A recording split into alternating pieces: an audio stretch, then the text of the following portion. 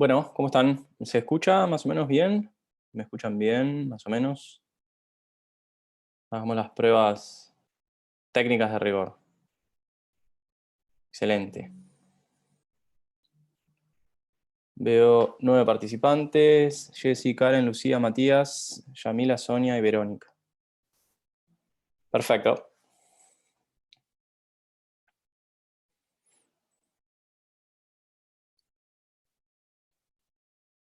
Muy bien. Esperamos 4 minutos hasta las 3 de la tarde y arrancamos.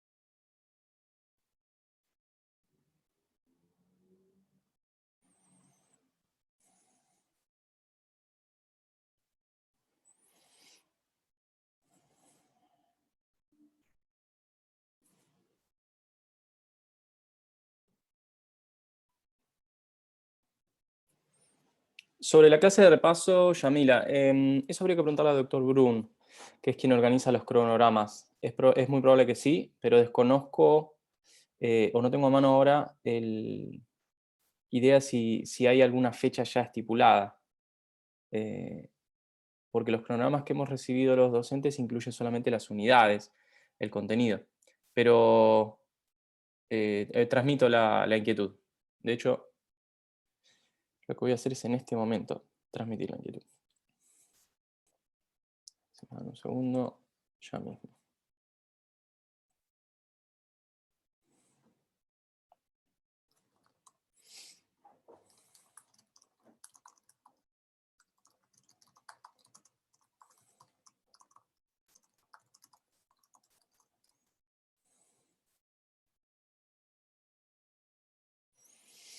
Ni bien si tengo la respuesta en el tiempo de la clase, eh, ya se las doy, por sí o por no. Así se van con una respuesta concreta. Voy a poner un timer en pantalla.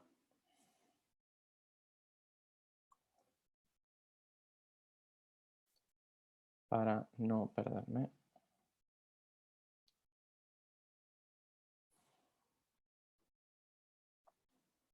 Bien. Somos 15, bien. Ya se han sumado unos cuantos.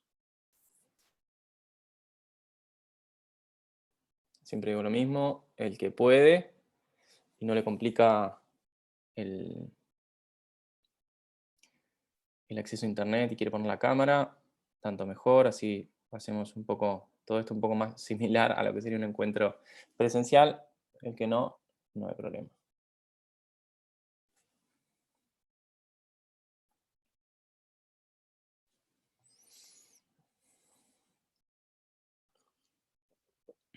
Bueno, lo que vamos a ver hoy, los temas correspondientes, digamos, asignados en el cronograma. Voy a cerrar esto, si el doctor después me responde, yo les paso la respuesta. Los temas asignados en el cronograma. Acá el doctor Brum me contesta que por el cronograma no hay tiempo posible de hacer una clase de repaso, pero que las consultas que tengan la pueden hacer, y ya mismo les paso, al correo cbrun@brunabogados.com.ar. Ahí está. Ahí les dejé en el chat el correo. Lo que vamos a ver hoy es las unidades, la unidad 8, los puntos 10 a 12. En los temas que están asignados en el cronograma verán que son responsabilidad de defensa del consumidor, medios de prensa, y prácticas deportivas.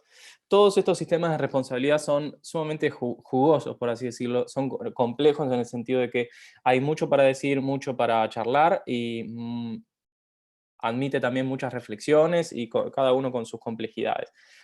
Yo voy a tratar de encararlo por primero el punto 11, después el 12 y el 10, eventualmente, si no llegamos por cuestiones de tiempo, les voy a pasar un trabajo muy explicativo, muy sencillo. Dos, si puedo conseguir el que otro que tengo en mente, para que ustedes puedan leer, sin perjuicio de que la responsabilidad civil en la Ley de Defensa del Consumidor hay abundante bibliografía, en cualquier trabajo, cualquier libro de derecho de daños lo van a poder encontrar. Por supuesto, lo ideal sería llegar ahora con todo. Cuando nosotros, en lo que refiere al punto 12, vamos a comenzar invertido, cuando hablamos de los daños derivados en la práctica deportiva, recuerden ustedes están en el ámbito del derecho de daños y con todas las funciones que ya conocen, en su ámbito tanto punitivo, resarcitorio como preventivo. En el ámbito de la práctica deportiva ustedes van a encontrarse con tres problemáticas distintas, que son las que les interesan en el marco del estudio del derecho de daños.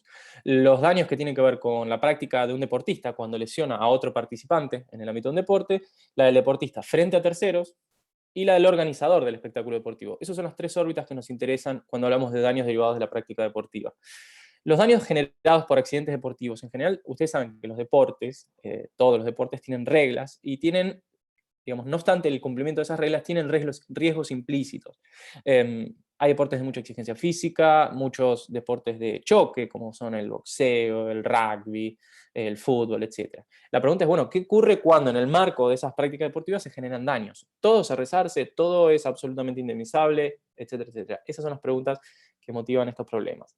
La regla general, y acá estamos hablando siempre del primero de los ámbitos, el deportista que causa un daño a otro. Imagínense un jugador de fútbol que va a trabar una pelota y lesiona a su contrincante, un golpe en el partido de rugby, una piña, o como se denomine, no manejo el boxeo, el término técnico, un golpe que genera un daño a otro boxeador, etcétera, etcétera. ¿Cuáles son las reglas en los términos de qué ocurre si se produce un daño en razón de esa práctica?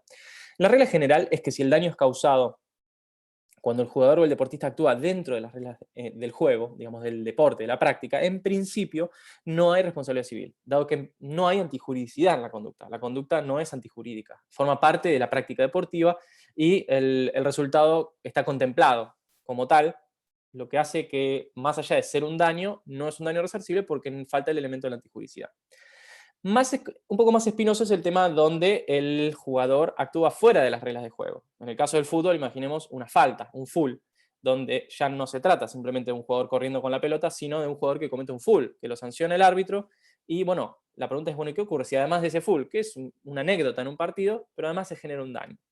En ese punto la doctrina es un poquito más discutido, pero la doctrina mayoritaria entiende que no hay responsabilidad si el daño se da en el marco de una falta simple cometida en infracción al reglamento, salvo por supuesto que haya una intención, que haya dolo.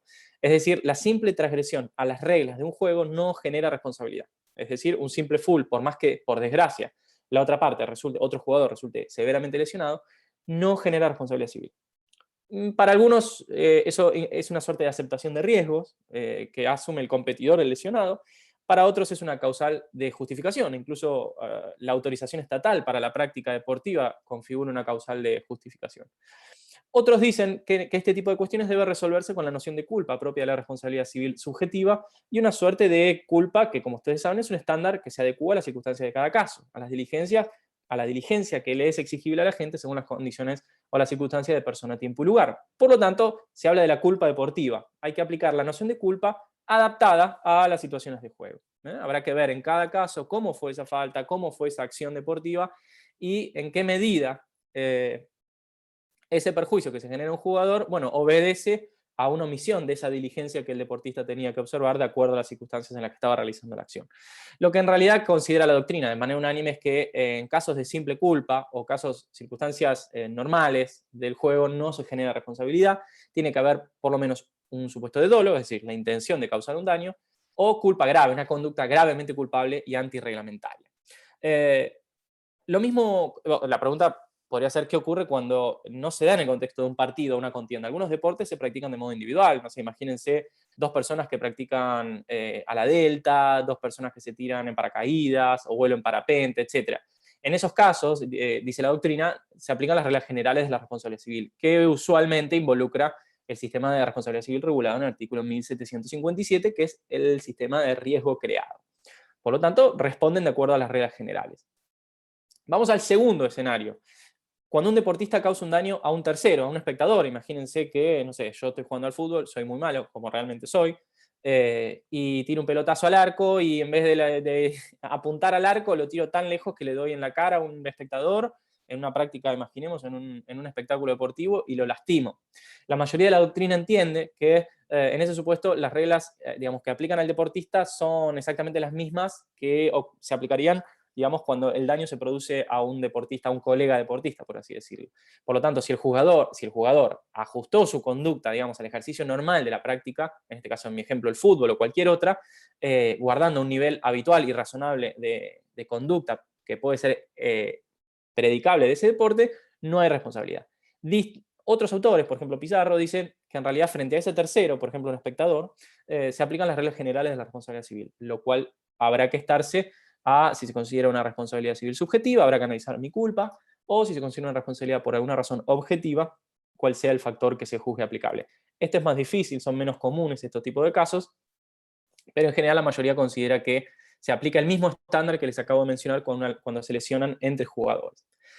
Vamos a la parte más espinosa, que es el tercer escenario, la responsabilidad del organizador del espectáculo deportivo. Entonces, cualquiera que haya leído los diarios y viva en este país por lo menos hace un tiempo, sabrá que para el derecho es muy importante, y para los órganos, los poderes políticos son muy importantes todo lo que tiene que ver con la seguridad de los espectáculos deportivos. Tenemos un historial en nuestro país y en otros países también de enormes cantidades de experiencias desastrosas en términos de violencia, daños, lesiones, incidentes, roturas, piedras, absolutamente de todo. Esto genera otros desafíos para el derecho de daños, porque ya no se trata de un jugador que lesiona en un full a otro, sino que estamos hablando de un espectador que arroja una piedra y lesiona a un jugador, o arroja una silla y lesiona a un fotógrafo, etcétera, etcétera, etcétera. En el año 1985 se sancionó una ley muy importante que se llama la Ley de Violencia en los Espectáculos Deportivos, que es la Ley 23.184. Lo que hace es regular la responsabilidad penal y la responsabilidad civil en casos de espectáculos deportivos. Deportivos, importante mencionar esto. Es una ley que fue modificada en el año 93, fue modificada también en el año 2008. ¿Cuáles son las notas más importantes de esta ley?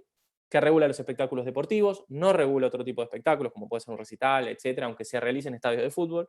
Regula la materia de responsabilidad civil por daños sufridos por los concurrentes, a los concurrentes, organizadores y protagonistas, es decir, se consagra la existencia de una obligación de seguridad y de resultado que gravita sobre las entidades y las asociaciones que participan de ese espectáculo. Es una responsabilidad basada en el riesgo de empresa. Ahora vamos a ver en detalle estos temas.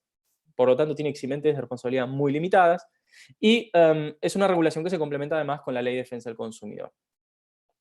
¿Qué significa? ¿Qué es lo que hace esta norma? Lo que hace es establecer una obligación de seguridad, que es una obligación de resultado, conforme la cual el que organiza el espectáculo deportivo debe garantizar al espectador una experiencia en absoluta seguridad y sin peligro, en condiciones de indemnidad. Va a ingresar a ver un espectáculo y se va a ir indemne, sin ningún tipo de daño en su persona y en sus bienes.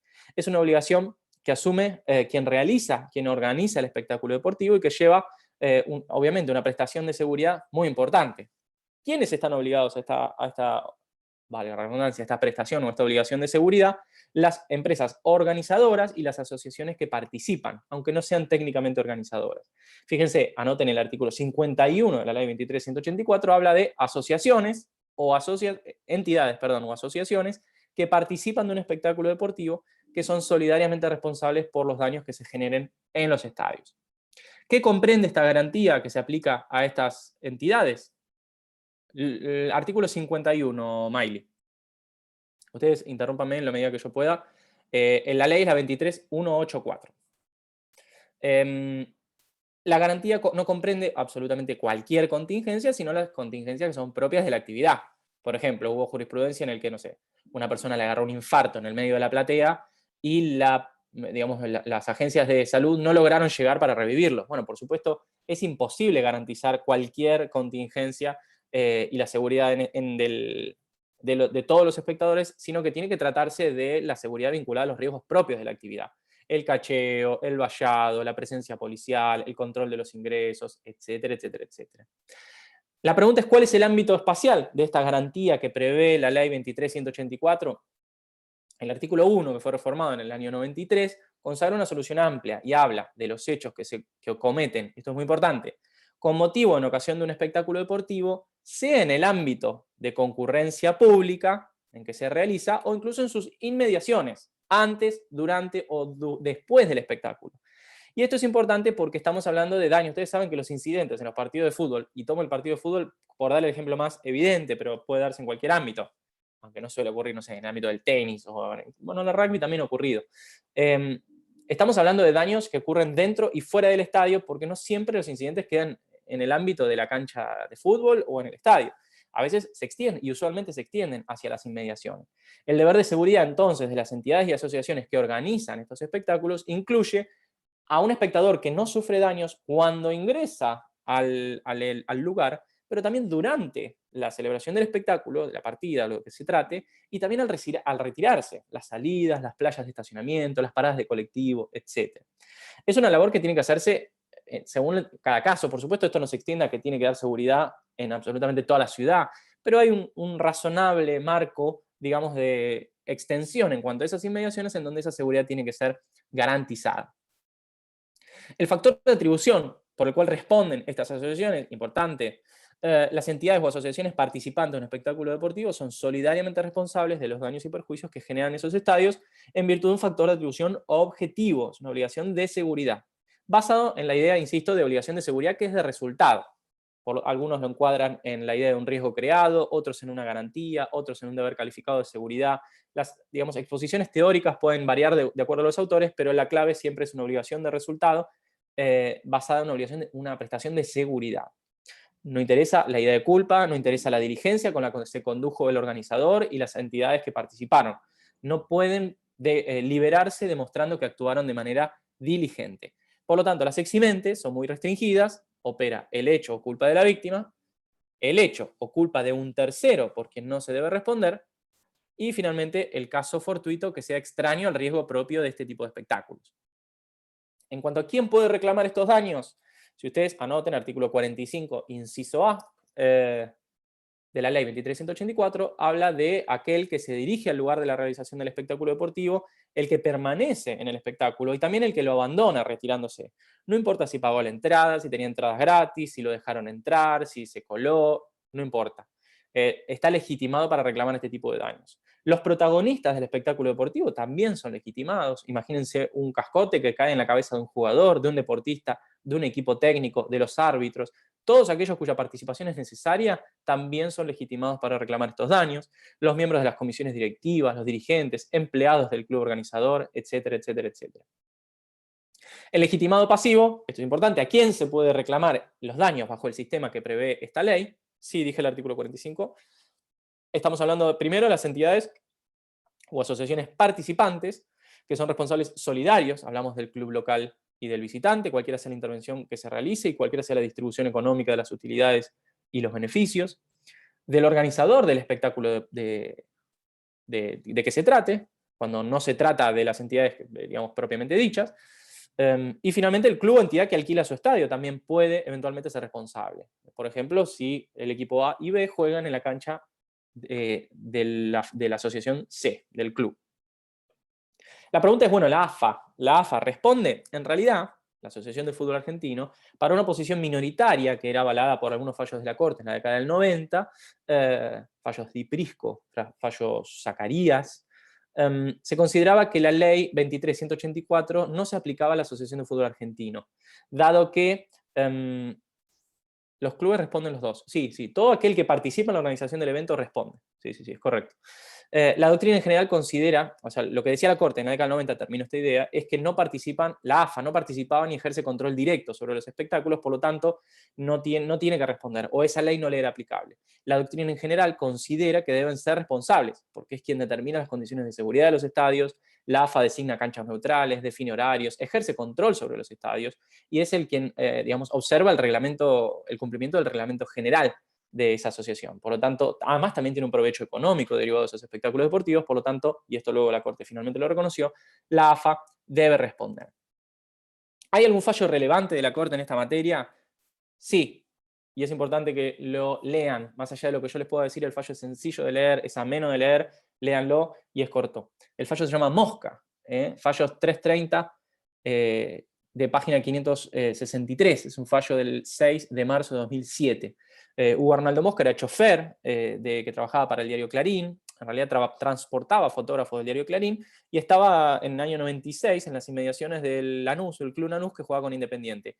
Cuando termine el segundo tiempo, por razones que ya todos conocemos, habrá habido alguna chispa vinculada al resultado final que no satisfizo a los hinchas, y se generó una hecatombe en donde volaron todo tipo de objetos contundentes, uno de los cuales pega en el ojo y daña gravemente la visión de esta persona, del señor Mosca. El señor Mosca demandó al Club Lanús, al club dueño de propietario de la cancha, por su deficitaria organización y control en el ingreso de los espectadores. Demandó a la Asociación de Fútbol Argentino, que era la organizadora del campeonato y beneficiaria de los réditos de ese y otros tantos partidos. Y demandó a la provincia de Buenos Aires, por supuesto, por la participación y la actividad deficitaria de la policía.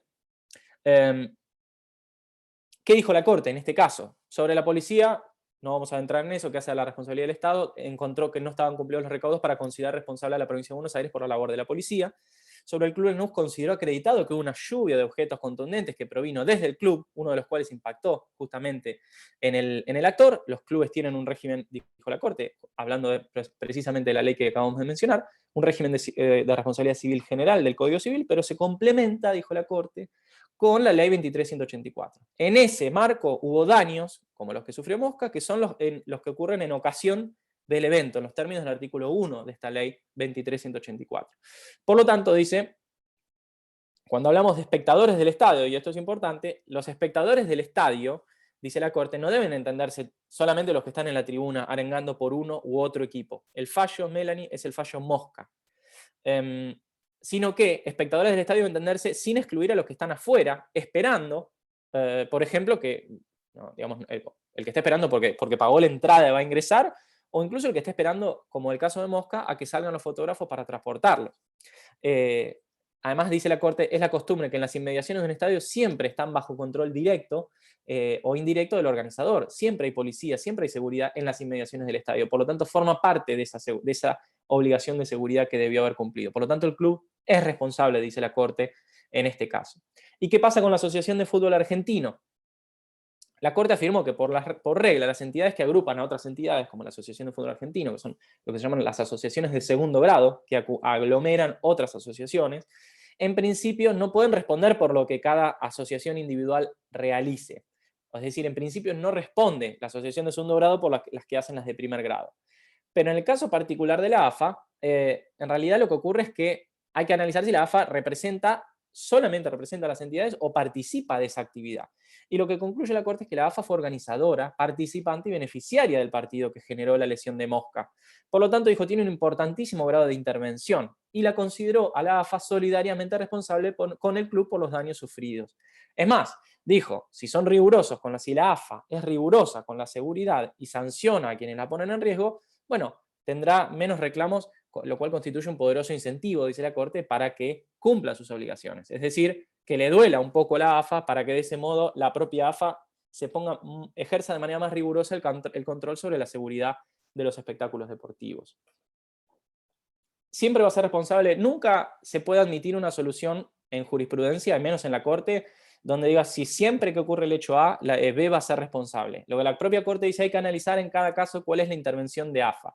Lo que podemos decir, hablando propiamente de este precedente de la Corte, es que en este caso, que si me decís a mí puede replicarse todavía actualmente, la AFA, cuando tiene una injerencia muy activa, no solamente en representar a las asociaciones, lo cual es una actividad quizás pasiva, sino que tiene una injerencia concreta en la organización del espectáculo, torneo, horarios, canchas, quién juega de visitante, seguridad, cuánta policía dar, no dar, etc. Cuando ese rol está demostrado, según este criterio de la Corte, la AFA puede ser civilmente responsable. Es difícil decir siempre que ocurre esto, responde de esta manera. Ojalá funcionara tan así, por eso existe la jurisprudencia y por eso existe el riesgo de que un juicio uno no lo pueda ganar. pero en este caso sí considero hoy generar un estándar en donde es posible afirmar que cuando se dan las circunstancias que la Corte juzgó verificadas en el caso Mosca, la Asociación de Fútbol Argentino puede responder. Pasamos rápidamente a otra de las unidades que van a ver ahí, que se llama la responsabilidad de los medios de prensa. Es quizás el de los temas más jugosos, más complejos, y que voy a tratar de, digamos, hacer un repaso de los puntos más importantes, sin perjuicio. Claro que dice Mosca, Yamila. Entonces, claro, pero cuando sea beneficiario, con B larga, Yamila, beneficiario. Cuando sea beneficiario, sí, por supuesto. Siguiendo el criterio de la Corte, si está demostrado la asociación, fíjate cómo yo soy, hago todas las aclaraciones para no incurrir en una imprecisión. Si están demostradas la intervención, el beneficio económico de la Asociación de Fútbol Argentino en el partido, y se dan todos los elementos, todos los otros elementos, enorme cantidad de elementos que tiene que darse para que exista responsabilidad civil, y ustedes ya los conocen, bueno, existe la posibilidad de que un juez considere que la Asociación de Fútbol Argentino en ese supuesto tiene que responder. Sí, es correcto. Sin duda, si vos sos abogado y te preguntan, bueno, doctor, tu cliente te dice, doctor, ¿tenemos algún precedente de la Corte que me avale demandar a la AFA? Bueno, si está dado el caso en el que la AFA tiene una intervención activa, económica y organizativa, entonces, bueno, ahí hay una razón para que no responda. ¿Por qué la policía no responde? No me puedo entrar en esto porque la realidad es que eso es un tema de derecho administrativo, más allá de que se discute mucho si la responsabilidad del Estado es del derecho de daños o es del derecho administrativo.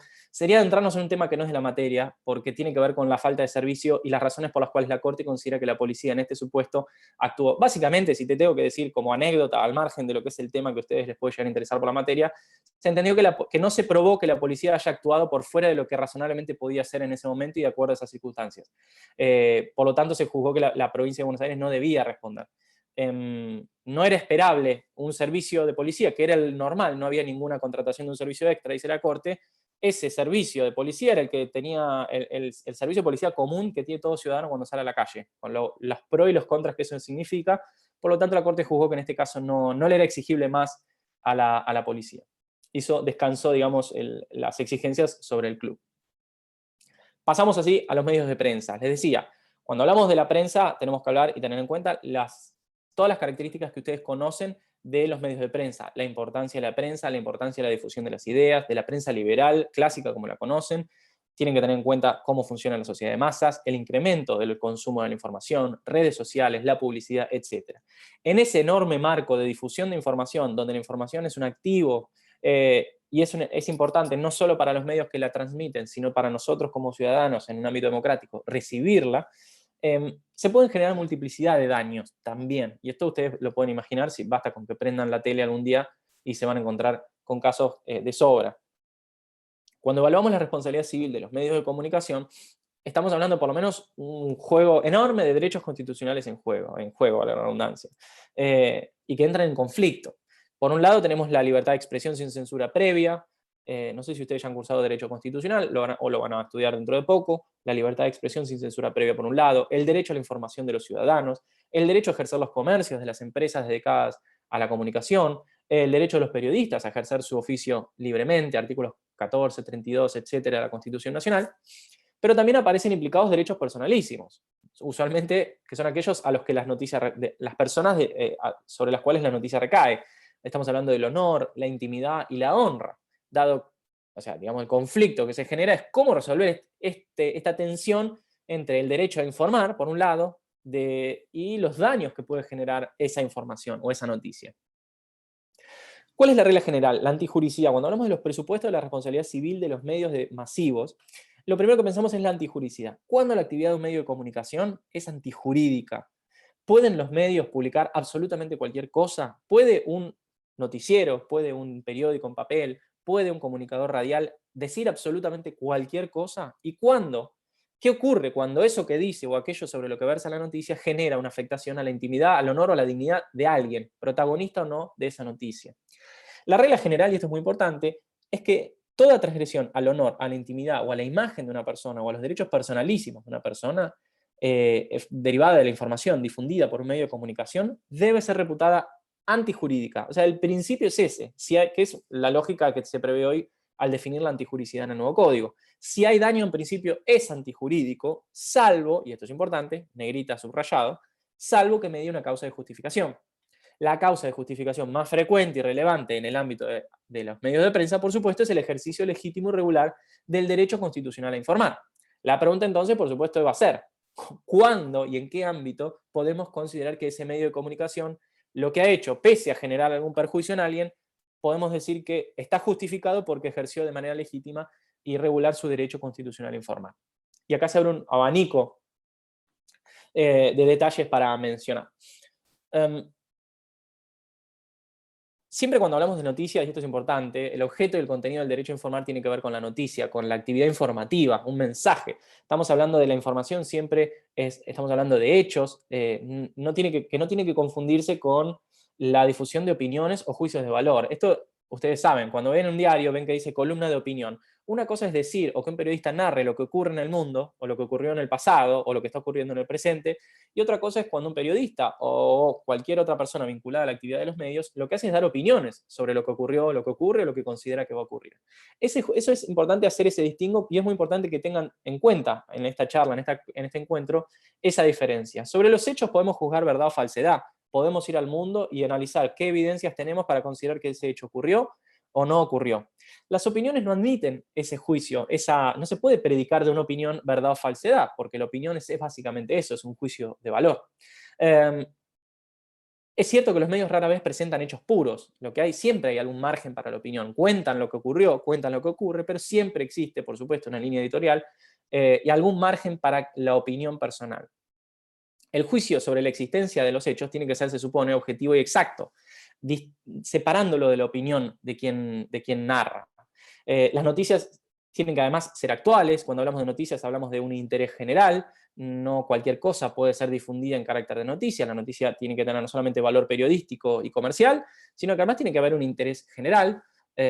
Siempre me acuerdo de, no sé si lo han visto, un programa que se publicaba en YouTube que se llamaba Tiranos Temblad, que era una persona que difundía noticias de Uruguay, que eran noticias con videos completamente insustanciales y que podían no interesarle a nadie, pero eso era lo divertido del programa. Y además uno que tiene la idea de Uruguay, un país tan tranquilo, con gente tan amena, y las noticias eran, no sé, que una persona se robó una flor de una plaza, que una persona hizo un castillo de muchas barajas. Cualquier tipo de noticia anodina, sin relevancia, y eso era lo que caracterizaba la ironía detrás de ese programa. En los medios de comunicación no ocurre eso. Estamos hablando de actualidad, de interés general, de una noticia que tiene que ser comunicable, lo que no ocurre cuando una difusión, por ejemplo, puede afectar un interés público prevaleciente, por ejemplo, los nombres de los menores en una causa penal, la fotografía de imputados que no fueron declarados culpables, etcétera, etcétera. Y luego la forma de expresión, la cautela con la que un medio de comunicación tiene que expresar esas noticias. Y acá vamos a los puntos más sensibles. ¿Cómo entra en conflicto la información, por ejemplo, con el derecho personalísimo a la intimidad? Ustedes no sé si han estudiado en civil parte general el caso Ponseti de Balbín, lo recordamos muy brevemente, cuando estamos hablando de la Corte Suprema, diciembre de 1984, la revista Gente publica en su portada una fotografía muy fea del doctor Ricardo Balbín en momentos casi en las vísperas de su muerte, muy enfermo en el ámbito de un hospital, y su viuda, porque finalmente muere, y su viuda y su hijo denuncian y demandan a esta publicación, a la propietaria de la revista, reclamando el daño moral derivado de la violación a la intimidad familiar. Lo que la Corte dice en Ponseti y Balbín es muy importante porque dice que el derecho de publicar ideas por la prensa no es absoluto y puede generar responsabilidad civil, y es tarea del legislador justamente establecer en qué circunstancias. La libertad de prensa no es un derecho absoluto ni genera impunidad. La libertad de expresión incluye no solamente el derecho digamos, industrial y comercial de la empresa de realizar un negocio válido con la actividad de la comunicación, sino también el derecho individual de emitir el pensamiento a través de esos medios y el de la ciudadanía de recibirlos. Y el derecho a la intimidad, en este caso a la intimidad familiar, puede ser vulnerado, como de hecho fue en el caso con la foto. ¿Por qué? Porque lo que dice la Corte es que las personas célebres, los hombres públicos, tienen, como todo habitante, un ámbito constitucional de su vida privada. El interés público que podía, digamos, despertar la figura política del doctor Balbín no justificaba la invasión de toda su intimidad y al punto tal de sacar una foto en una situación de extrema vulnerabilidad.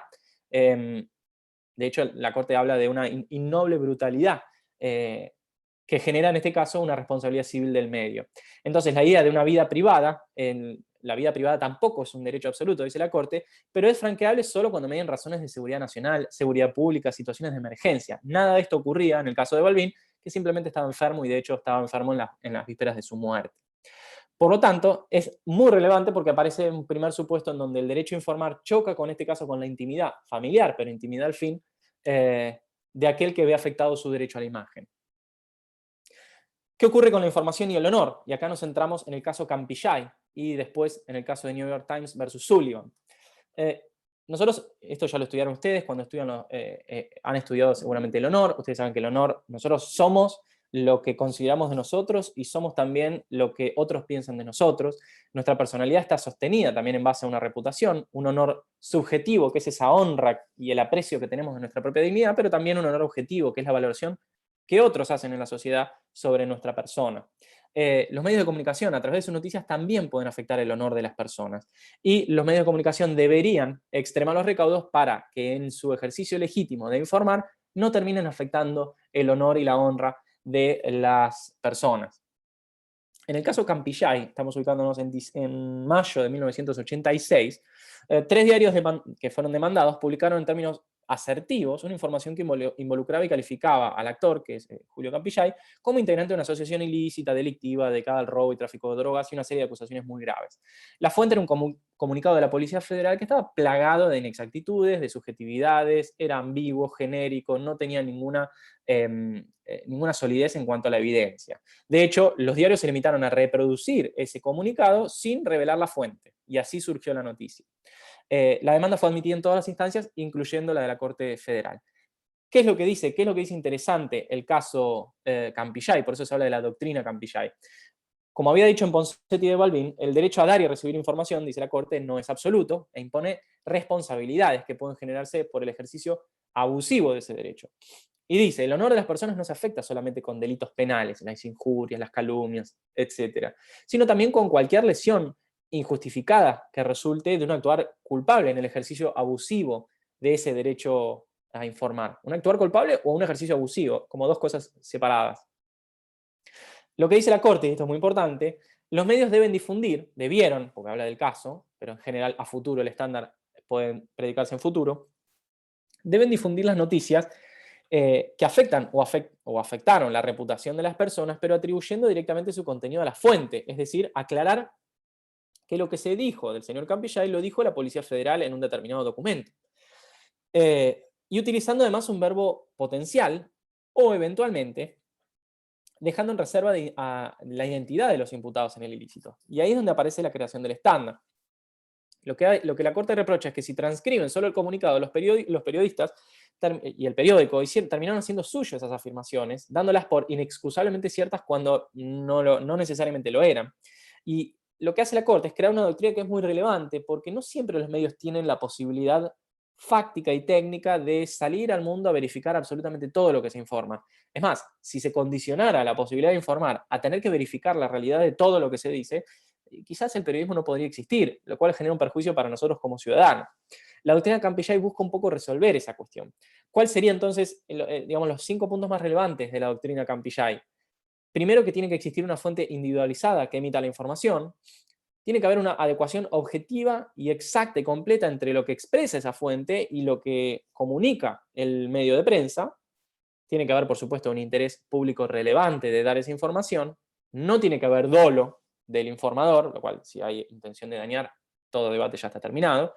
Y finalmente, tiene que haber un empleo del verbo potencial. Por eso ustedes van a ver que los medios de prensa, ¿cómo se escribe? Campillay. Lo van a encontrar en cualquier... Ponen Campillay en Google y van a encontrar el fallo. El empleo les decía, el modo potencial de los verbos. Ustedes habrán escuchado que el periodista dice, bueno, han encontrado Juan de los Palotes que habría sustraído un bolso en el que habría realizado tal cosa y habría hecho. Esta idea de utilizar el modo potencial de manera a no hacer aserciones concretas sobre lo que ocurrió, sino la posibilidad de que haya ocurrido tal cosa, o en su caso, dice la Corte, ese es un elemento, una posibilidad, o la otra es directamente mantener en reserva la identidad, de manera de eliminar la posibilidad de, sobre esas personas, afectar sus derechos personalísimos, generándole un crédito eventualmente resarcitorio. Lo que dice entonces, y esto me transcribí acá un pedacito del fallo, dice: la Corte, un enfoque adecuado a la seriedad que debe privar en la misión de difundir noticias que puedan rozar la reputación de las personas, aún admitida la imposibilidad práctica de verificar la exactitud, impone propalar la información atribuyendo directamente su contenido a su fuente, utilizando un tiempo de verbo potencial o dejando en reserva la identidad de los imputados. Fíjense que ahí establece claramente una indicación a los medios cómo deben trabajar si quieren evitar tener que responder por los perjuicios ocasionados. En algunos fallos posteriores, no importa detallar cuáles, porque son muchos, esta doctrina ha sido refinada, la Corte hace mucho eso, dicta un fallo inicial y después va refinando los alcances de la doctrina. Dijo que es una doctrina que tiene origen constitucional, por lo tanto se aplica tanto en la órbita civil como en la órbita penal. Tiene que tratarse de una fuente real y sincera, no debe ser oficial, no necesariamente tiene que ser oficial, pero basta con que esté individualizada. Y ha dicho incluso también que el uso de los verbos potenciales tienen que ser efectivos, es decir, tienen que estar en claro que la noticia puede ser cierta como también puede no serlo. No necesariamente se reduce a usar el habría hecho tal cosa, podría haber ocurrido tal otra, sino que el discurso en sí mismo tiene que ser verdaderamente conjetural y no asertivo. El medio no tiene que afirmar que ocurrió tal cosa o que la persona tal hizo tal otra, sino que expresarse de manera de que tal persona habría realizado tal hecho, de manera de que siempre quede la posibilidad de que eso no haya sido así y salvaguardar su responsabilidad civil. Y esto es importante y los quiero remarcar con cautela. La doctrina de Campillay no impone a la prensa ningún deber de diligencia con relación a la veracidad de la información. No le dice a los medios que tienen que salir a verificar lo que publican. Solo se refiere a la fuente como referencia para evitar responsabilidades y establece pautas de trabajo para evitar esas responsabilidades, pautas de comunicación sobre el tiempo verbal a utilizar o sobre la omisión de consignar la identidad de los implicados en la noticia. El deber vinculado con la veracidad de la información llegaría recién con la doctrina de la llamada real malicia, que vamos a ver ahora. La doctrina Campillay opera como causa de justificación que impide que se configure la antijuricidad. La real malicia opera en otro ámbito, que ahora vamos a ver. ¿Se ha hecho críticas a la doctrina Campillay? Sí, por supuesto, porque muchos han dicho, bueno, la doctrina es muy laxa, es muy blanda, solo hace una referencia a la idea de mencionar la fuente, que podría ser un criterio muy liviano, dicen algunos autores, para tornar lícita la conducta. Y además impide ingresar en el estudio de la culpa, por ejemplo, indagar si se evalúa adecuadamente cuán fiable era esa fuente, cuán sólida era esa fuente. Bueno, muchos dicen esta doctrina no termina de brindar respuesta a estos puntos. Van a ver en que el programa menciona la doctrina de la real malicia. Cuando estudiamos la doctrina de Campillay tenemos que hablar luego de la doctrina de la real malicia, que es otro fallo distinto a los que vamos a analizar, los que acabamos de analizar. Hacemos un pequeño contexto. En la década del 80 la Corte adoptó, muy tímidamente al inicio, de manera más explícita luego, la llamada doctrina de la real malicia, que es una pauta en cuya virtud los funcionarios públicos y las figuras o personajes públicos afectados por el honor de noticias que son inexactas o agraviantes deben probar que la información fue publicada a sabiendas de su falsedad con total despreocupación de la veracidad. Ese sería un resumen muy genérico de lo que es la doctrina de real malicia. La idea de que la responsabilidad civil, cuando hay un perjuicio o un daño sufrido, no por cualquier ciudadano, esto es importante, la real malicia no aplica para cualquier ciudadano de a pie, para nosotros que estamos acá, todos nosotros, salvo que aquí haya algún famoso y no estoy al tanto. Si no me lo dice, así por supuesto nos enteramos. Somos todos ciudadanos de a pie, esta doctrina no es para nosotros. Estamos hablando de funcionarios públicos, figuras o personajes públicos que son afectados en su honor por noticias inexactas o agraviantes. Si desean ser resarcidos por los perjuicios sufridos, tienen que probar un poco más, que es que el medio publicó sabiendo que lo que publicó era falso o con total despreocupación acerca de la verdad o falsedad de lo que estaba publicando. Hacemos un poquito de contexto histórico. ¿Cuál es el origen que se le adjudica a la doctrina de la real malicia? Nos tenemos que ubicar en Estados Unidos en el año 1964, un muy conocido fallo que se llama New York Times versus Sullivan. Perdón. Toda la clase del cuatrimestre pasado la di con catarro porque tuve el famoso COVID y me había quedado la carraspera insoportable esa. Creo que ahora la superé, pero bueno. Cada tanto me vuelve. El New York Times publica una solicitada donde se describen actitudes segregacionistas en la ciudad de Alabama contra un grupo de manifestantes de raza negra que estaban liderados por Martin Luther King Y Sullivan, que era el comisionado de la ciudad, que tenía autoridad sobre esa policía, se siente agraviado por esas expresiones. Sullivan era uno de los 3 encargados de la policía de la ciudad. Y demandó al diario por publicar algo que el diario sabía como falso y que podía causar daño. Resumidas cuentas, el caso llega a la Suprema Corte de los Estados Unidos y le da la razón al New York Times, que había alegado que no tuvieron la intención de dañar con la noticia que publicaron, no tenían intención de dañar a Sullivan, ni tenían razones para creer que la solicitada que publicaron incluía afirmaciones falsas, por lo que no chequearon la veracidad de esas afirmaciones.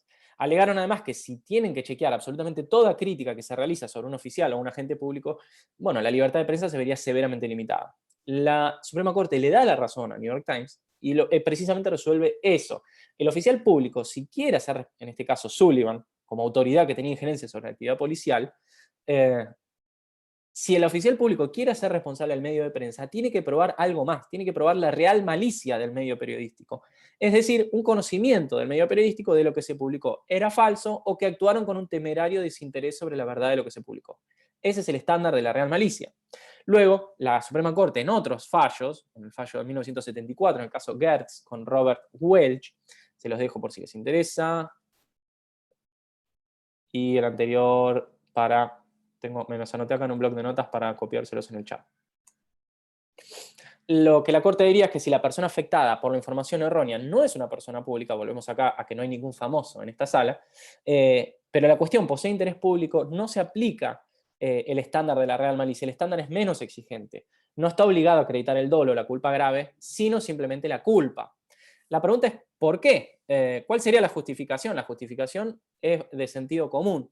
Cuando las personas o las figuras públicas se ven agraviados en sus derechos personalísimos, cualquiera de nosotros, si estamos agraviados en nuestra intimidad, en nuestros derechos personalísimos por una noticia, no tenemos acceso a un periódico que nos haga una nota, a un periodista que nos cita un piso, o a salir en cadena nacional, o salir por TN en un horario en prime time. Sin embargo, las figuras públicas sí tienen acceso, tienen mayores posibilidades de defenderse en el ámbito público donde esas noticias son difundidas. Por lo tanto, ese contrapeso es natural. Los ciudadanos de a pie que no tienen acceso a esos medios para replicar esa información, tienen que acreditar con una menor exigencia, distinto de las figuras públicas que ese estándar se eleva. ¿Cómo ingresa la real malicia en nuestra jurisprudencia argentina? Mientras que la doctrina Cambillay hacia el estudio de la antijuricidad de la conducta del medio, la doctrina de la real malicia ingresa en el factor de atribución.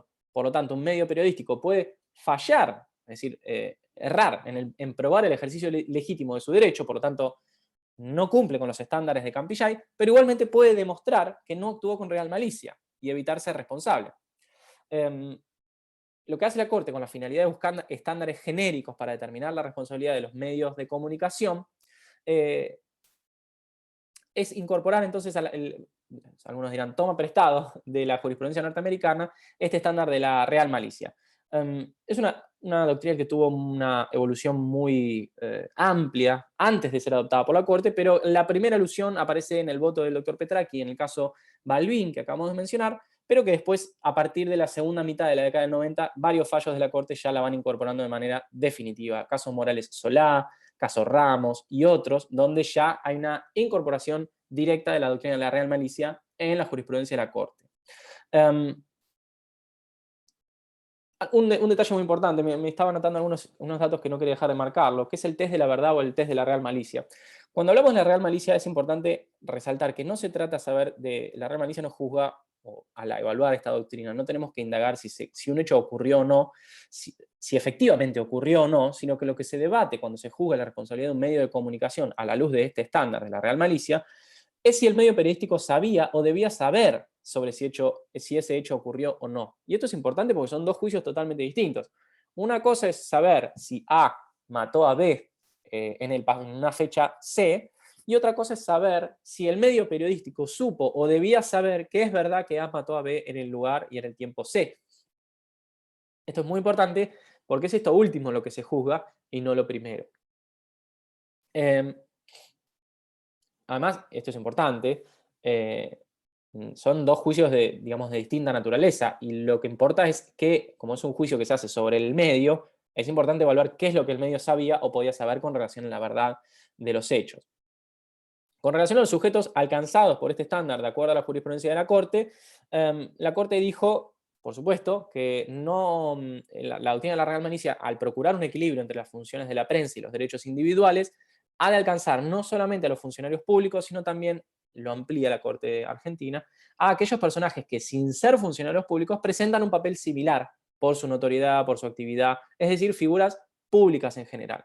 En tanto que los particulares, nosotros, los ciudadanos comunes de a pie, estamos excluidos de este estándar.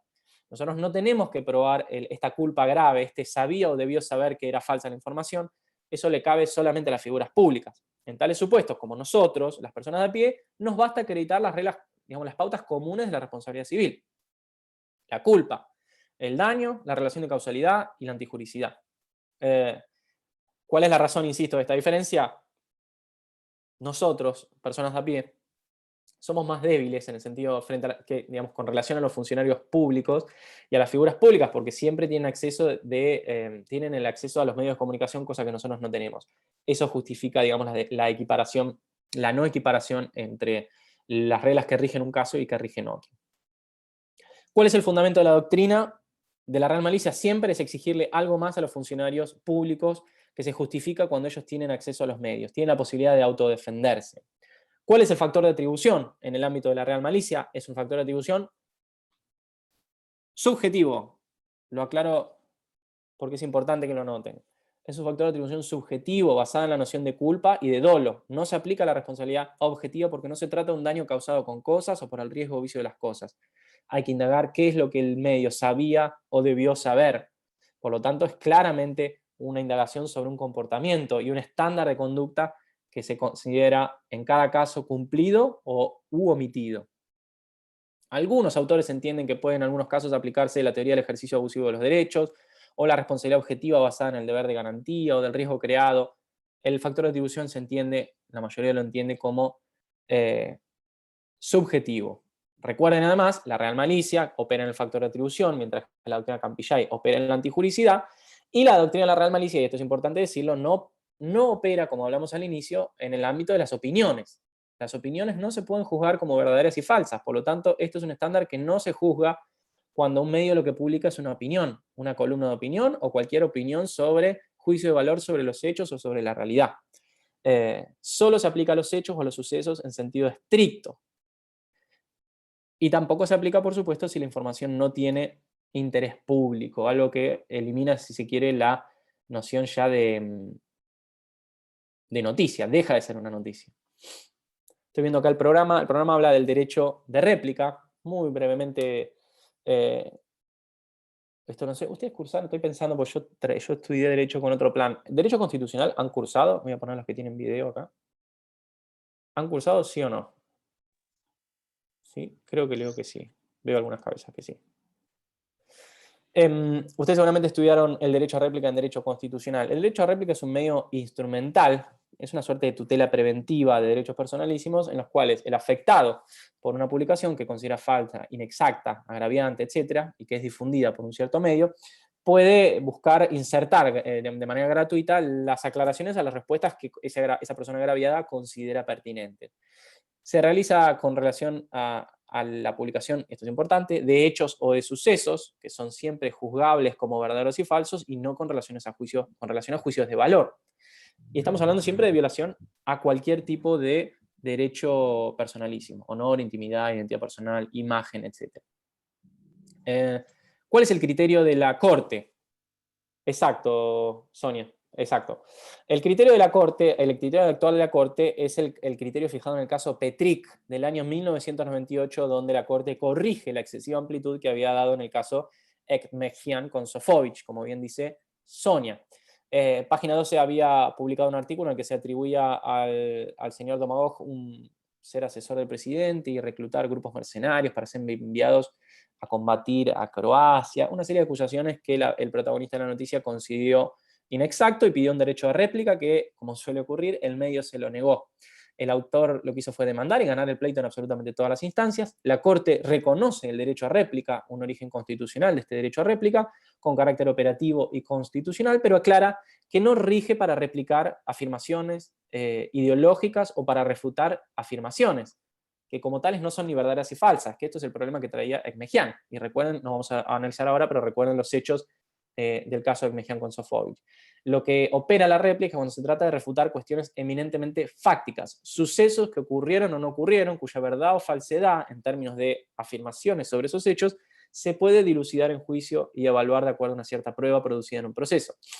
Estamos hablando de informaciones inexactas, agraviantes, pero siempre hechos, no juicios de valor, no opiniones, como había ocurrido al crear el estándar en el caso de Ekmejian con Sofovich, que fue ampliamente criticado. Cierro paréntesis y hacemos un breve raconto de derecho del consumidor. La ley de defensa del consumidor, y esto por supuesto ahora si quieren anoten alguna duda que tengan sobre medios de prensa y demás. La ley de defensa del consumidor, cuando hablamos del sistema intuitivo de los derechos del consumidor, algo que ustedes, si han comprado algo, en algún momento habrán elevado alguna plegaria a algún vendedor y le han dicho, voy a ir a la defensa del consumidor. Todos sabemos que cuando realizamos contrataciones o ciertas operaciones, tenemos derechos que nos protegen como consumidores finales de ciertos productos y ciertos servicios. ¿Cómo es el régimen? Es muy sencillo, digamos, el epicentro normativo de la protección de los derechos del consumidor está dado, por un lado, por la ley 24240, es una ley muy importante, la tienen que leer, la ley que protege, la ley de defensa de los derechos del consumidor, defensa del consumidor y usuario, y además existe una regulación específica de los contratos de consumo dentro del Código Civil y Comercial que rige desde agosto de 2015.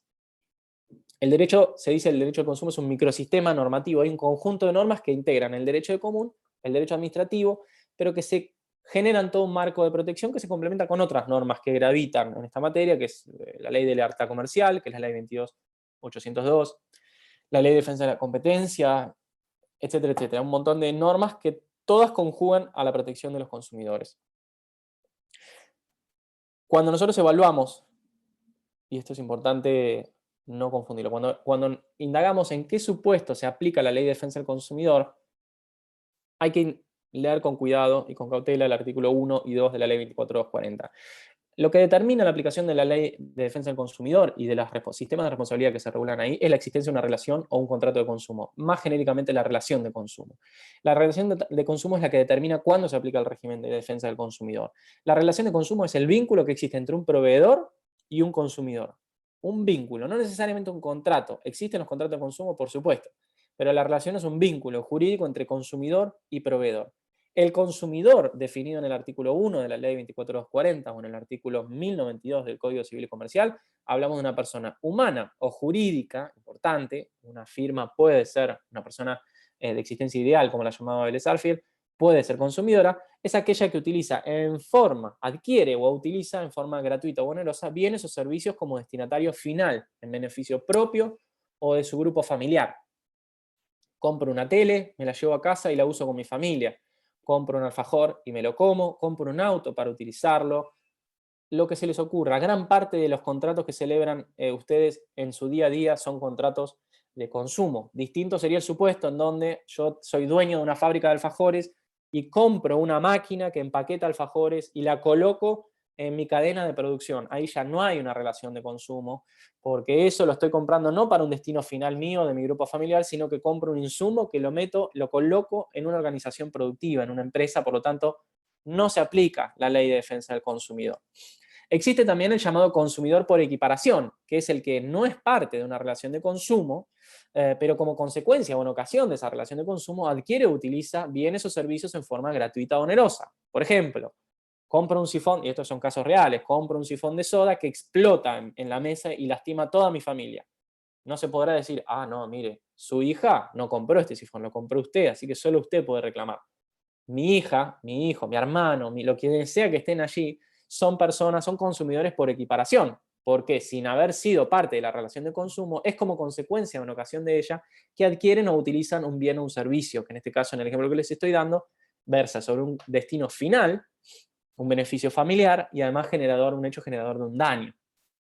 Por lo tanto, es importante, artículo 1 y 2 de la ley 24240.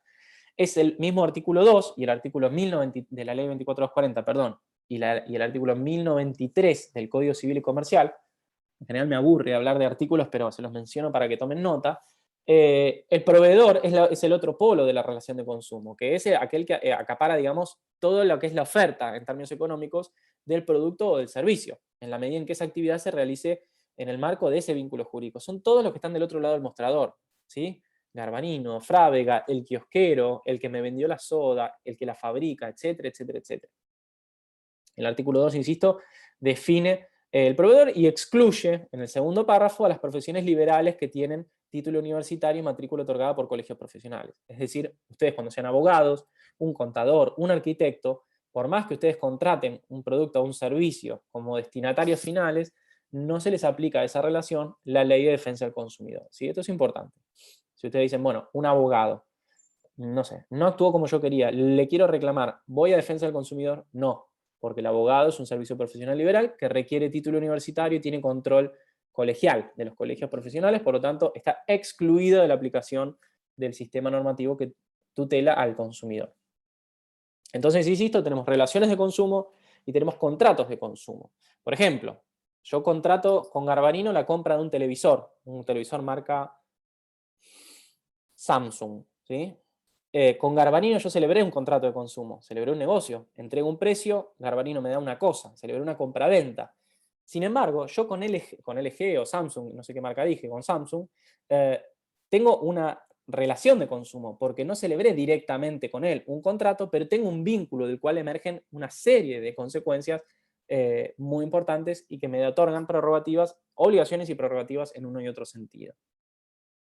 Aclarado esta introducción, el sistema de responsabilidad por daños del derecho del consumidor es un poco caótico porque está desmembrado en un montón de artículos, pero creo que se los puede dividir o organizar en dos categorías iniciales, que son, digamos, sacando excepciones muy puntuales, se les aplican las mismas reglas, más allá de lo que ahora vamos a decir. Por un lado, la responsabilidad por los productos y por el otro lado, la responsabilidad por los servicios defectuosamente prestados en general. Vamos a hablar de la responsabilidad por productos, pero muy rápidamente porque tengo poco tiempo, quiero hacer un marco para las preguntas. Pero para los servicios se aplican básicamente las mismas reglas. Cuando hablamos de responsabilidad por producto, el producto estamos hablando del fruto de una intensa labor de diseño, testeo, de mercadeo. Estamos hablando de actividades que incluyen años, pruebas, pruebas de seguridad, etcétera, etcétera, etcétera. A veces los productos que compramos, los productos que utilizamos, satisfacen nuestros deseos y nuestras expectativas, pero a veces eso no ocurre. El producto no sirve para lo que creíamos que servía, y es más, peor aún, a veces ese producto nos genera un daño. Por ejemplo, no es lo mismo comprar una gaseosa que está vencida o tiene mal gusto porque fue mal fabricada, a una gaseosa cuyo envase explota y nos daña. Es decir, un producto puede no satisfacer nuestras expectativas, pero además puede causarnos directamente un perjuicio a nuestra persona y a nuestros bienes, a nosotros o incluso a un tercero. Y ahí aparecen los problemas que nos interesan a nosotros en el derecho de daños. Entonces la pregunta es, cuando ocurren estos daños con los productos, ¿quién responde? ¿En qué medida responde? ¿En qué casos y de acuerdo a qué criterios? Ahí hay una aclaración teórica. La doctrina discute si se justifica todavía hoy hablar de responsabilidad contractual o extracontractual en el ámbito del derecho del consumo. Hay algunos como Pizarro y Vallespinos que insisten en la subsistencia de dos órbitas, contractual y extracontractual, según el daño se genera en el marco de una relación entre el consumidor y el proveedor vinculados contractualmente, o entre el consumidor y el proveedor no vinculados contractualmente, en tanto que muchos autores entienden que no es necesario hacer este distingo, existe una única órbita, sobre todo porque las reglas que hablan de la extensión del resarcimiento y demás son similares. No hay necesidad de hacer este distingo. Los presupuestos de la responsabilidad civil en el derecho al consumo son los mismos 4 que para cualquier sistema de responsabilidad civil. El daño, estamos hablando del daño que regula el 1737 del Código Civil y Comercial, ya lo estudiaron. La antijuricidad, 1717, 1718, ya la estudiaron también en las clases pertinentes, con todas las justificaciones que estudiaron, legítima defensa, estado de necesidad, ejercicio regular de un derecho, etc. Los factores de atribución, ahora lo vamos a ver, son los que regula el código, con el agregado del artículo 10 bis y 40, que me interesa que anoten estos artículos, artículos 10 bis y 40 de la ley 24240, de la ley de defensa del consumidor, que establecen pautas específicas, y finalmente la relación de causalidad, que es la que regula el artículo 1726 del Código Civil y Comercial. Causalidad adecuada y la indemnización de las consecuencias inmediatas previsibles. El régimen de responsabilidad, les decía, para simplificar este caos que tiene la norma de defensa del consumidor, el régimen de responsabilidad por daños de la ley 24240 se estructura a través de dos disposiciones. Por un lado, el artículo 10 bis, que regula remedios que tiene el consumidor frente al incumplimiento de la prestación comprometida por el proveedor y los daños que se derivan de esa prestación fallida, que son ejercitables frente al proveedor con quien el consumidor contrató. Estamos hablando de lo que antes sería la de responsabilidad contractual clásica. Compramos un auto y el auto a la semana deja de andar, anda mal, no funciona como nosotros queremos. A partir de ahí, ustedes van a ver en los artículos 11 a 17 un sistema de garantía de reparación, todo lo que tenemos que hacer cuando algo no funciona, tenemos que llevarlo para que lo arreglen, el arreglo tiene que tener determinadas características, tienen que brindarse determinados certificados que demuestren el arreglo, tiene que extenderse la garantía, etcétera, etcétera. Artículos 23 a 24 de la Ley de Defensa del Consumidor, que establece las garantías vinculadas a los servicios deficientemente prestados, y el artículo 18 que habla de los vicios redivitorios, que ahora vamos a ver qué son. Y finalmente, por un lado, el artículo 10 bis, por el otro lado, el sistema de responsabilidad aparece regulado con el régimen de los artículos 5 y 6 de la Ley 24240, que hablan del deber de indemnidad y la obligación de seguridad al comercializar bienes y servicios. En este régimen, de este régimen se extrae uno de los artículos más importantes que tiene la Ley de Defensa del Consumidor, sobre los cuales les voy a dar un trabajo muy bueno, muy detallado, que se lo voy a dar al doctor Brun para que lo suba al campus, que es el artículo 40 de la Ley 24240, que regula la obligación de seguridad y la responsabilidad por productos defectuosos. No hay tiempo para analizar absolutamente todos estos casos, insisto, porque son, por un lado, los derivados del artículo 10 bis son muy sencillos de leer en la ley. Los derivados del artículo 40, que quizás lo que quiero hacer una pequeña mención ahora, son un poco más espinosos. Y sobre estos quiero que también reparen ustedes al estudiarlo.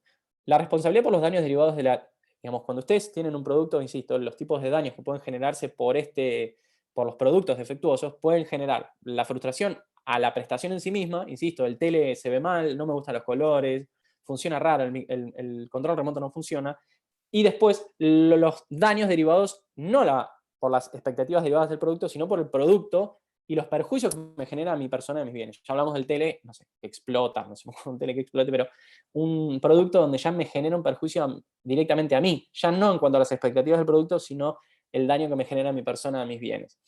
Los productos defectuosos, la responsabilidad por el riesgo o vicio de las cosas o de los productos está regulado en el artículo 40 de la Ley 24240. Y habla de productos defectuosos en un triple sentido. Un defecto de fabricación, es decir, el producto está mal fabricado. Defectos de diseño o concepción, el producto está mal diseñado, ha ocurrido mucho, todos los productos que fabrica que el fabricante, valga la redundancia, todos tienen el mismo problema de diseño y por lo tanto todos son igualmente defectuosos. No es que la oveja negra fue mal hecho, sino que todos tienen el mismo problema. O defectos de comercialización e información, productos que tienen que ser utilizados, por ejemplo, de una determinada manera y quien los fabrica no advierte al consumidor de que tienen que ser usados, transformándolos automáticamente en peligrosos. Imagínense que hay un montón de elementos que uno compra que tienen que ser utilizados de una manera específica y si uno no los utiliza de ese modo pasan a ser peligrosos. Por eso es importante, y van a haber tantas aclaraciones en los envases de un insecticida, en, no sé, cómo utilizar un matafuego, cómo enchufar una cortadora de pasto y no cortar el cable y electrocutarse, etcétera, etcétera, etcétera. Nosotros no tenemos en Argentina una ley de productos defectuosos y se utiliza siempre la regla o la solución contenida en el artículo 40 de la Ley de Defensa del Consumidor. ¿Quién es el legitimado activo en el marco de esta responsabilidad civil por productos defectuosos? Es siempre el consumidor y los consumidores por equiparación que les mencioné. Los que no son parte de esa relación de consumo, pero como consecuencia o en ocasión de ella adquieren, utilizan también esos bienes defectuosos. El caso que yo les mencioné del sifón y mi hija que estuviera en la mesa y también hubiera resultado dañada o afectada. La legitimación pasiva es quizás el punto más importante de esta norma porque van a ver cuando ustedes lean ese artículo que hay una enorme cantidad de roles que incluyen entre aquellos que deben responder frente al consumidor. Se habla del productor, del fabricante, del importador, del distribuidor, del transportista y digamos, el proveedor aparente, que es aquel que, sin haber sido el productor, lo que hace es se presenta externamente al público como fabricante o productor poniendo el nombre y tiene que responder en virtud de esa apariencia. Todos ellos responden de manera solidaria frente al consumidor dañado. Y solo pueden eximirse de responder total o parcialmente si demuestran la causa ajena, es decir, que la causa del daño les ha sido ajena, incluyendo obviamente el hecho o culpa de la víctima, por supuesto, si es que el propio consumidor culposamente se ocasionó su propio su propio daño.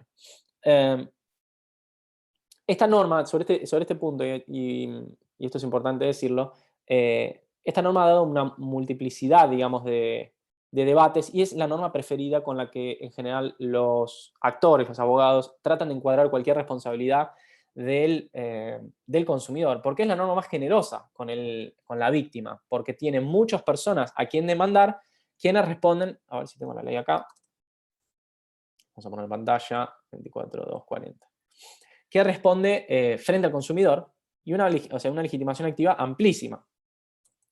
Artículo 40. Fíjense, dice, si al daño al consumidor resulta del vicio o riesgo de la cosa, o la prestación del servicio, cuando hablamos de riesgo o vicio de la cosa, o de la prestación del servicio, estamos hablando del defecto, del producto defectuoso. Responden el productor, el fabricante, el importador, el distribuidor, el proveedor, el vendedor y quien haya puesto su marca. Y el transportista dice responde por los daños ocasionados a la cosa o con motivo en ocasión de ese servicio. Es una responsabilidad que lo limita a esa participación. Fíjense que el segundo párrafo dice la responsabilidad es solidaria, sin perjuicio de las acciones de repetición que correspondan. Ustedes saben que las acciones de repetición son acciones en donde quienes fueron colegitimados pasivos para pagar una indemnización pueden luego de satisfacer a la víctima reclamarse recíprocamente lo que consideren que cada uno debió contribuir a esa indemnización. Por lo tanto, frente al consumidor, todos responden por el todo, característica de una obligación de sujeto pasivo plural solidaria, pero después se pueden repetir, discutan entre ustedes, primero le pagan al consumidor, que es la víctima, y luego discutan entre ustedes quién tiene que aportar y en qué medida a ese resarcimiento. No significa que todos los reclamos, aunque esto ocurra en la realidad, no todos los reclamos que un consumidor tiene encuadran en esta norma, porque esta norma solo opera, este sistema de responsabilidad civil por producto o servicio defectuoso, solo opera en el supuesto de riesgo o vicio de la cosa, lo que significa la noción laxa de defecto. Pero si ustedes tienen, por ejemplo, para reclamar, no sé, que el televisor no está funcionando correctamente, la mayoría de los que entiende, eso es un supuesto, digamos, de un producto que más allá de estar mal fabricado, puede ser reclamado en el ámbito de la responsabilidad tradicional del artículo 10 bis. Es decir, no es un defecto de fabricación, sino simplemente un reclamo que puede ser traducido como un incumplimiento de la oferta o del contrato del proveedor. Si ustedes ven el artículo 10 bis de la ley 24.240, verán que dice el incumplimiento de la oferta del contrato por el proveedor, salvo caso fortuito, fuerza mayor, faculta al consumidor a una serie de potestades, que es o pedirle que cumpla la obligación, dame la tele con las características que yo te quise comprar. Si no la tenés, inciso B, dice aceptar otro producto o prestación equivalente. Bueno, no me des esa tele Samsung, dame la LG que tira las mismas pulgadas, pero dámela ya. O finalmente rescindir el contrato con derecho a restitución de lo pagado. Si usted le dice, mira, no tenemos la tele Samsung, pero nos entra en 3 semanas. ¿Sabes qué? Si no funciona la que me vendiste, dame la plata y yo me la voy a comprar a otro lado. Esas son las potestades tradicionales que ustedes tienen. De hecho, ustedes las pueden hacer valer en cualquier compra que hacen. Y ni siquiera están obligados a realizar o a tramitar las distintas garantías que regulan en los artículos 11 y siguientes. No están obligados, como usualmente se cree, y usualmente van a ver que les dicen en los comercios, me tenés que dejar esta tele para que la arreglemos, te doy un ticket, venite en 40 días que el técnico la va a ver. Eso se lo impone a uno el mercado, se lo impone como obligatorio, pero la realidad es que la ley no obliga a transitar esas garantías, sino que directamente puede reclamar otro. Pero lo cierto es que en los hechos las compañías un poco fuerzan a utilizar las garantías. Cuando ven dentro del sistema de garantías que van a leer en el artículo 11, la garantía legal de 3 meses cuando se trata de bienes muebles usados o de 6 meses en todos los demás casos, cuando digo garantía me hablo de los servicios técnicos, las reparaciones, etc. La más interesante es la que regula los vicios redebitorios. ¿Qué son los vicios redebitorios? Y esto, porque no estuvieron contratos, les hago la aclaración. Los vicios redebitorios son aquellos vicios que son ocultos, es decir, son defectos que no pudieron ver cuando revisaron el producto que compraron, sino que lo van descubriendo luego, con posterioridad. Son defectos que hacen, además de estar ocultos, hacen la cosa impropia para el uso. Entonces, no solamente descubren que es un problema del producto, sino que además dificulta o altera la utilización del producto como tal, para los fines que está normalmente destinado. Por lo tanto, la Ley de Defensa del Consumidor también regula los vicios redebitorios y regula las potestades que tiene el consumidor. ¿Qué puede hacer el consumidor? Lo dice el artículo 18 de la Ley de Defensa del Consumidor. Por un lado, habla del 2176 del viejo Código Civil. Esto es la garantía de vicios redebitorios que regulaba el Código de Vélez. Que es, si ustedes al Código Civil y Comercial ahora está regulado, no soy un desastre para los artículos, Los vicios redhibitorios están regulados hoy en día en el artículo 1051. Ahí está. Es la garantía del artículo 1051. Ustedes también, por supuesto, pueden reclamar en virtud de esos vicios para que el proveedor cumpla o satisfaga las expectativas que ustedes tienen en virtud de esa operación. Cuando, y acá voy a cortar porque quiero hacer espacio para las preguntas, yo con el doctor Brun, con este tema de defensa del consumidor, los voy a dejar, insisto, 2 trabajos, uno que ya lo tengo separado, el otro lo tengo en la computadora del trabajo, mañana a primera hora lo voy a buscar y se lo voy a enviar.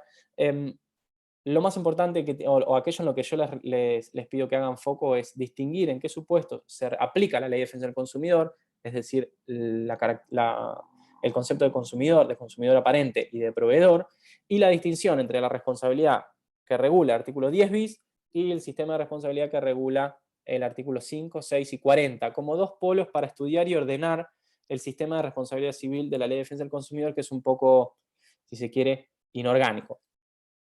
En relación al artículo 40 y la idea de producto o servicio defectuoso, o como dice la norma impropiamente, el riesgo o vicio de esos productos o servicios, siempre traten de hacer ese distingo, tengan en su cabeza los ejemplos o la diferencia entre aquellos bienes o los, si se quiere, los supuestos de responsabilidad en los que el perjuicio se vincula con las expectativas que uno tiene del producto, o cuando el daño que justifica la responsabilidad que se le endilga al proveedor ya proviene del perjuicio que ese producto me genera a mí. Son como 2 órbitas que ustedes las tienen que distinguir para no confundirlas. Porque quizás en la ley no les va a salir tan orgánico, tan ordenado como es el Código Civil y Comercial, que es una norma mucho más clara. La Ley de Defensa del Consumidor, que encima tuvo muchas reformas, puede tornarse un poco caótica para su lectura. Me había marcado ahora, si quieren, un pequeño espacio para las preguntas, y si no, ya mismo les paso otros 2 datitos que quiero mencionar sobre los temas que ya vieron. Con relación a los ejemplos, porque en las encuestas, también las encuestas docentes, mencionaban que los alumnos deseaban ejemplos prácticos. Perdón, artículo dijo de la ley 1051, correcto, 1051 y siguientes regula el Código Civil y Comercial la responsabilidad por vicios ocultos, ¿sí? Son los defectos que hacen impropia a la cosa para su destino por razones estructurales o funcionales, dice la ley, o que disminuyen la utilidad a un extremo tal que de haberlos conocido hubieras pagado menos. Por eso en general los vicios ocultos dan lugar a 2 tipos de acciones: o a rescindir el contrato, o lo que se llama la quanti minoris, a devolverme una cantidad de plata equivalente que contraponga o lleve el contrato al precio de que yo te hubiese pagado si hubiese sabido que este producto tiene ese defecto. Son acciones que se ven rara vez. Yo tengo 10, casi 11 años de Poder Judicial, vi solamente una acción quanti minoris. En general se hacen reclamos contractuales tradicionales.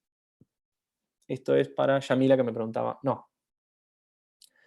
¿Qué artículo dijo? Ustedes se preguntan y ustedes se contentan. Es excelente, sí, está bien. Diana, es correcto, artículo 1051. Sí, sí, muy tonto. Pensé que estaba leyendo a Yamila, pero ya ahí Diana respondió. ¿Tienen alguna consulta o duda? Si no, les quiero pasar con cierta cautela, porque traje un ejemplo, pero recién vi el video y es muy difícil de ver. Con relación a la práctica de... Perdón, alguien activó el audio, así que lo escucho atentamente. Acá. Quería preguntarte si cuando uno compra un producto, la garantía legal, digamos, es automática con lo que uno adquiere, o el proveedor te da un nuevo contrato con un costo aparte que tiene esa garantía. Sí, no, sí y no. Entendí. Sí. La respuesta que te acabo de dar te debe haber confundido. No, sí, no. Con relación a la primera parte de tu pregunta, es correcto. La garantía legal que está regulada en el artículo 11, imagínate, no sé, yo voy al centro y compro, no sé, una funda para mi celular, ¿sí? Una típica operación de consumo, me da factura, todo absolutamente en regla. Imaginemos que yo coloco esa funda y se rompe, lo cual evidentemente la funda estaba mal construida, por alguna razón estaba mal. No importa qué me diga, todas estas normas, las normas que son de defensa del consumidor, son lo que ustedes en Civil 1 estudiaron como normas de orden público, por lo tanto son insusceptibles de ser modificadas por lo que el proveedor aclare. Por ejemplo, esos carteles que dicen, no sé, este comercio no se hace responsable si su producto no anda. No tiene valor legal ese tipo de aclaración, porque tratándose de una norma de orden público, por lo tanto imperativa, no puede ser modificada en perjuicio del consumidor. Por lo tanto, la garantía legal del artículo 11 de la ley 24.240, que es de 6 meses si el producto es nuevo, para una cosa mueble, esos 6 meses son inmodificables. Vos tenés 6 meses en los cuales reclamar al comercio por el producto defectuoso. Le podés decirle, mira, se rompió, no, esta rotura no obedece a que yo lo utilicé mal o al desgaste propio de su uso, por lo tanto, necesito que me lo cambies. Lo que no significa que el comercio, por razones comerciales, pueda brindar un plazo mayor. De hecho, el propio artículo 11, el segundo párrafo, lo aclara. El comercio te puede dar una garantía de 1 año, ocurre con los celulares, algunas marcas dan 1 año, 2 años, los automóviles suelen tener, yo compré un auto, me dio 3 años de garantía, a veces tienen más, o a veces te pueden ofrecer por un costo un plazo mayor. Pero eso es un pacto convencional que vos podés pagarlo, digamos, no hay ningún inconveniente y la ley no prohíbe. Otras veces existe un seguro con los celulares, me ha pasado que te ofrecen seguros, querés asegurarlo con no sé cuánto tiempo, siempre te quieren ofrecer absolutamente todo por un poquito más, un puchito más y un débito automático. La ley permite eso, lo que no permite es menos de 6 meses, imposible. No puede un comercio decirte, mira, esta funda de celular, la garantía es de 1 semana o de 3 meses. Vos decís, sí, ok, yo tengo 6 meses. Y si no, bueno, tenés manera de ejercitar tus derechos. Y esos 6 meses son sin costo extra. Por supuesto, sí. Bueno, La gracias.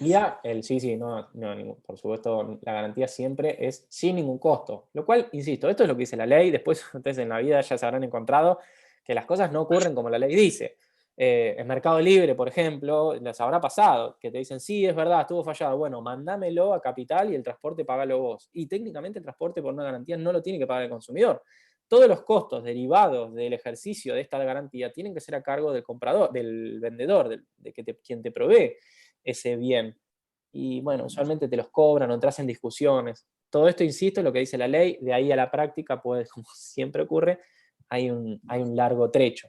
Pero sí, es correcto afirmar que es gratuita la garantía, no te tienen que cobrar nada. No te pueden decir, mira, el repuesto para arreglar esta funda hoy está en 500 pesos. Bueno, no sé, vos tenés que conseguirlo, lo siento, y nada más, no tenés por qué pagar nada.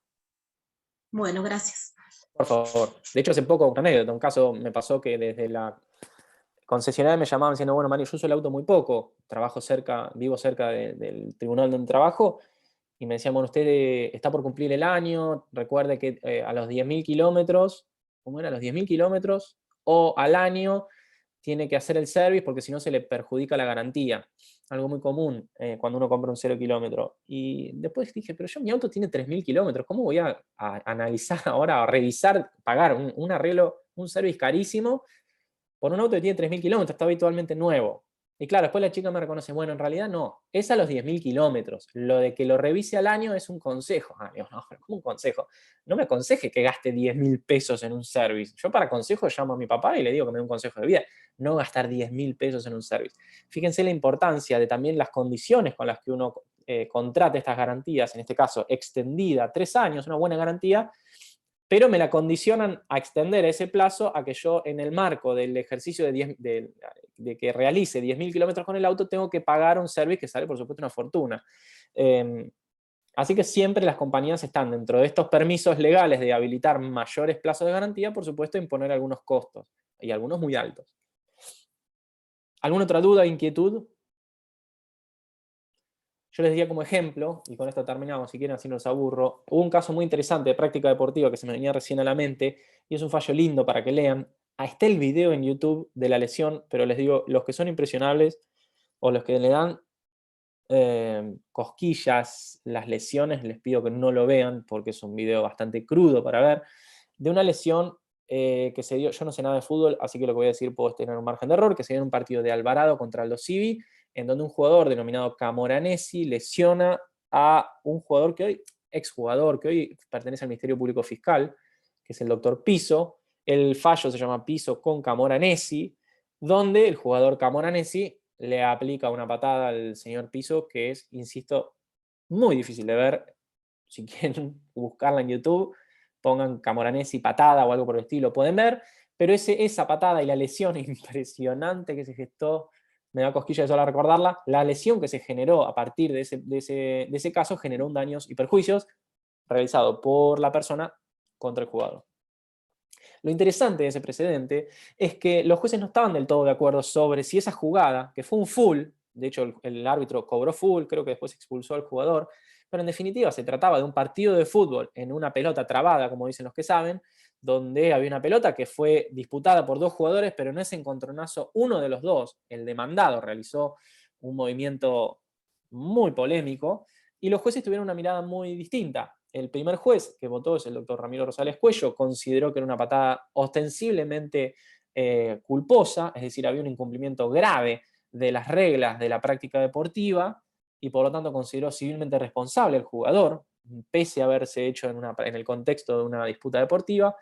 El segundo votante, el doctor Méndez, actual juez de cámara en nuestra ciudad, consideró que no, consideró que la patada, más allá de ser fuerte, estaba dentro de los riesgos propios de la práctica deportiva, es decir, los daños sufridos por el actor estaban comprendidos dentro del riesgo propio de la práctica deportiva, y desempató el doctor Lustonó, que forma parte incluso de la cátedra, y quizás ustedes lo han tenido como docente, el doctor Lustonó, votando como en tercer lugar para desempatar la disidencia, consideró, al igual que el doctor Rosales Cuello, que la patada fue, en el mejor escenario para el demandado, una patada gravemente culpable, e incluso dice, y lo dice en el propio fallo, tiene dudas de que incluso no haya habido una intención, porque es tan grosera que pareciera haber habido una intención de generar un daño. El fallo está, yo se lo voy a pasar al doctor Brum, para que lo lean, un ejemplo clásico de un conflicto vinculado a la práctica deportiva, daños, responsabilidad civil en el ámbito de la actividad deportiva.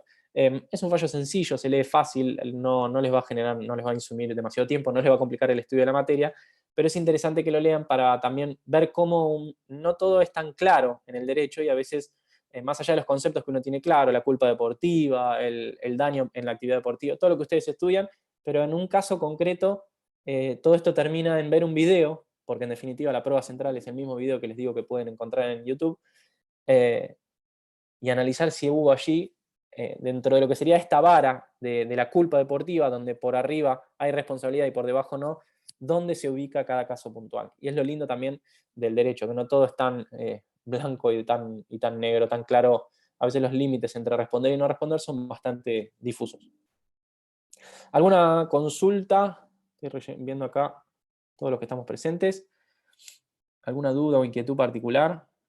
Estoy poniendo las imágenes. ¿No podría repetirme el nombre de los dos jugadores? Ya mismo, espera que no quiero pasar falta de ortografía. Es más, si lo veo. Sí, es Javier Piso Javier y Camoranesi Mauro. Hay notas periodísticas, está acá, veo cargado, no lo voy a hacer clic, está cargado el video en YouTube si lo quieren ver, y está el caso Camoranesi cargado como jurisprudencia. Esto motivó un fallo de la Suprema Corte de la Provincia de Buenos Aires, creo que se los paso en este momento, pero me interesa si pueden ver el fallo de cámara, por eso se los voy a conseguir. Ah, está el video, tiene razón Jessy, está cargado el video en el campus, me pareció verlo. Capaz no lo quise ver porque no quise hacer clic, siempre lo mismo, yo esquivo verlo el video. Sí, lo pueden ver en el campus, si quieren verlo. Hechas las aclaraciones con relación al video, y hay una pierna que se va para un lado que no tiene que irse, el video, insisto, es muy impresionante, no tengan en cuenta eso cuando estudien. Pero sí, el video está, les acabo de pasar ahí un link, está cargado el fallo de la Suprema Corte de la Provincia de Buenos Aires, pero me interesa el fallo de cámara, que se los voy a conseguir, está en alguna editorial privada que tengo que acceder con alguna clave. Pero así lo pueden leer porque es muy interesante la opinión de los tres jueces, cómo un mismo hecho les motiva una opinión sustancialmente distinta. ¿Alguna otra duda, inquietud? Somos 22 personas, muy bien. Les reitero, bueno, para cerrar, hoy mismo a la tarde ya les paso al doctor Brun, me acabo de agendar. Les pasé el correo del doctor Brun, ¿no? Que me dijo, me respondió el mensaje de la clase de consulta, les pueden mandar el correo, y les voy a pasar el trabajo sobre el artículo 40 de productos defectuosos, que como es un tema complejo, está bueno que lo tengan bien organizado para un material de estudio bien preciso, y el fallo que les estoy mencionando de Camoranesi con Piso, el fallo de cámara, más allá del que le acabo de pasar de la Suprema Corte de la Provincia de Buenos Aires. Con relación a este tema, estudien siempre de la bibliografía que les han recomendado en el aula. El tema, si me preguntan, el tomo 5 de la obra de Pizarro y Vallespinos instituciones de derecho privado, no sé si está en la no sé qué manera, porque ustedes están en este mundo de pandemia, los medios de prensa lo tratan de manera envidiable. Si no hay trabajos en internet que pueden buscar, por supuesto busquen referencias universitarias y referencias claves para estudiar los temas, pero es un tema muy difundido. Todos los fallos que yo les mencioné, los de la Corte y los de la Corte de Estados Unidos, los van a encontrar en internet, en Google, fuentes de sobra. Hay. No, por supuesto no puedo difundir libros fotocopiados ni nada, pero voy en lo posible a encontrar si hay algún trabajo que el doctor Brun tiene o encuentros sobre medios de prensa, más allá de toda la información que les pasé, también se lo voy a dar como material de estudio. Yo esto se lo paso al doctor para que en lo que considere pertinente lo suba al campus, ¿sí? Bueno, no les robo más tiempo. Si hay cualquier duda, por supuesto, lo pueden enviar al correo del doctor Brun y en su defecto el doctor me lo puede enviar a mí. No sé si los vuelvo a ver. Si no los vuelvo a ver, les deseo el absoluto éxito en el examen. Me alegro que hayan cursado en el verano. Hasta encima les tocó un montón de días feos, así que todos sus compañeros que están yendo a la playa, ustedes están chochos de que están acá estudiando daños y nada, no se están perdiendo de ninguna tarde de sombrilla y mate frustrada. Así que excelente saber que está frío y feo para... No, esto es horrible lo que estoy diciendo, pero un poco es cierto. Están estudiando daño y están aprovechando. Y están haciendo una materia más en un periodo que podrían ir a la playa y por suerte nadie está yendo. Me imagino que están pensando eso. No, en serio, éxitos para la materia y seguramente nos veremos en algún momento o en alguna otra actividad académica. Chau a todos. Muchas gracias. Gracias, profe.